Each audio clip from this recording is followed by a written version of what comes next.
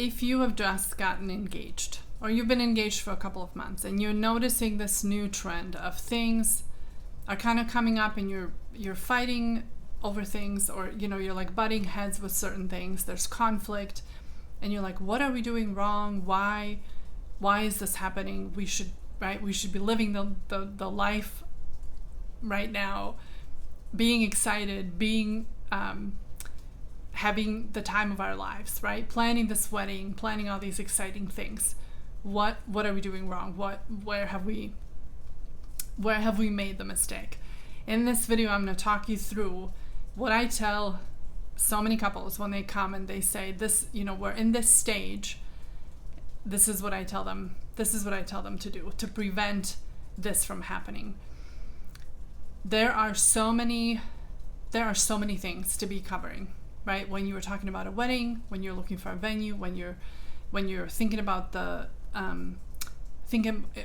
guest list, when you are thinking about how long you should go on a honeymoon for, and where to, and how much money you should spend, and how much money the whole thing should cost, and where do you get that money? And do I ask my family members? Are we the people that we want to have our own decisions, and therefore we can't or don't want to ask anybody else? Or for some of you, it might even be saying no to somebody who's saying, no, we want to cover it, or we want to cover half of it, or whatever, but here's the conditions, and you're like, we don't like the conditions.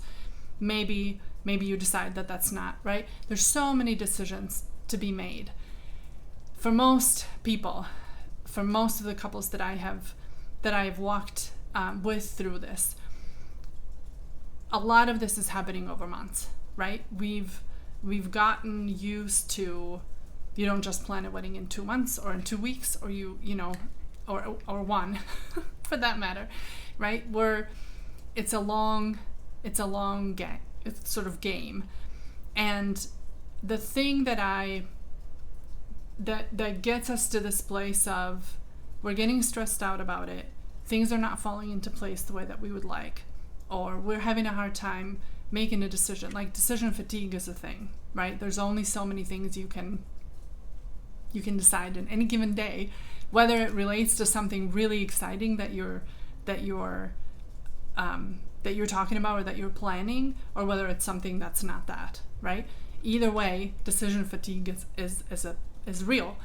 And so when you are in the midst of this, right, where it seems that every waking moment of every day that you have, weekends, weekdays, time off, working hours, whatever it may be, right, has been dedicated or needs to be dedicated to this big day, right, that you put on the calendar and everybody now knows.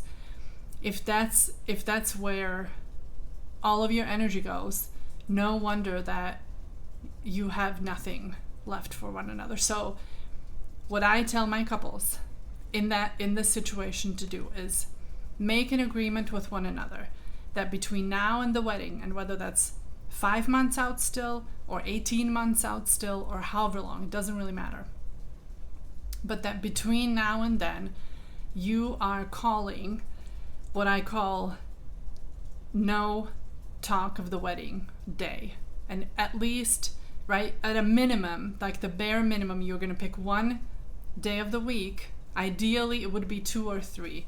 But at a minimum, you're going to pick one day of the week. And whether that's, and I'm saying this because I would love for y'all's sake, for it to be a weekday for one, right? Because there's only so many hours that you have left after, if you're assuming you're both working or whatever, and 1 week end day, so that you then have, right, so that all of that is also not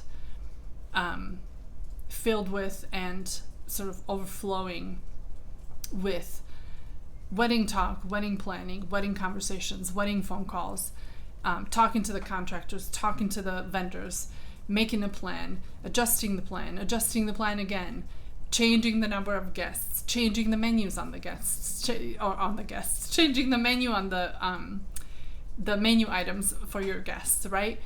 All of those things. You decide, you make an agreement with one another that day, or ideally those 2 days, one on the weekend, one in the week, is a no wedding talk day. And you're not to talk about planning, talk about anything that that would revolve or be about your wedding day. Not the honeymoon, not your friends and who you changed your mind about and who got back to you about what, or who you're waiting for still on, or what other detail that you haven't even thought about that you found in a book or listened or heard on the podcast somebody talking about that you're like, I never even considered this, right? All of that is out for those 2 days. I want to encourage you and I want to invite you to spend the time doing anything but wedding planning. I want you to just be with one another. I want you to play a game. I want you to go on a really long walk. I want you to go get some yummy food. I want you to have some friends over and tell them, and you're going to do this, we're not talking about the wedding. Or if you absolutely have to, you literally are going to set a timer for 5 minutes. You're going to tell them that this is what you're doing. This is our day when we don't talk wedding. And this is the container that it needs to fit in. After that, we just want to have a great Saturday, or we just want to have a great wedding planning free Sunday, whatever day of the week that you pick that's going to be. Allow yourselves, give yourselves the gift of, we're just here. We're not forgetting about this relationship. We're feeding one another. We're nurturing and feeding this relationship that we want to last for the rest of our days. That is what the premise is. That is what the focus is to be. That is what, and maybe you find a book that you want to read together, and that's marriage related. Perfect. Maybe, but it can't be wedding related, right? Do you see the difference? So you can even find, even if it's a TV show or a YouTube channel or whatever, where you find amazing content on, right? And you give yourself some time to just learn something new, or hey, when we do this, or here's something that I've been trying to bring up to you and I haven't known how to bring it up, and this is what I'm running into.